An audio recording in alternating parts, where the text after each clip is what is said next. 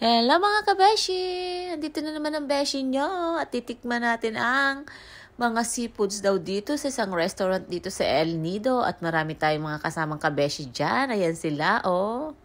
At syempre, nandito sa tabi ko ang ating kabeshi na mukhang gutom na inaantok. At nung sa kabila, gutom na inaantok din?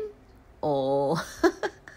Pero food is life, kaya kahit inaantok, kailangan natin kumain. At eto nga ang unang binigay sa amin, kanin. Ayan o. Diet tayo, tig-isang kanin lang ha. At eto ang pinakang main. Ayan na. Uy, yummy. Isang bowl ng seafoods. Ayan. Kasya kaya sa amin yan, mga kabeshi. Tingnan natin maya-maya kung anong mangyayari. Good for 6 daw kasi yan. Pero mukha naman siyang marami, kaya ito. Yummy-yummy. Mukha talaga nakakagutom na. Sarap ng lapangin. Ayan o. Tingnan mo mga hitsura ng mga kabeshi ko.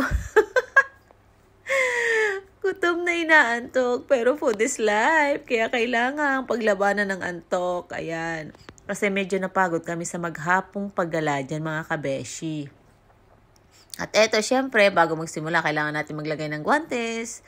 At eto, ilang ano pa lang, ayan na ang nangyari. Nag-uumiyak na hipon ang natira. Kaya ayan mga kabeshi, pero super yummy. Yan lang mga kabeshi. Bye-bye. Thank you for watching.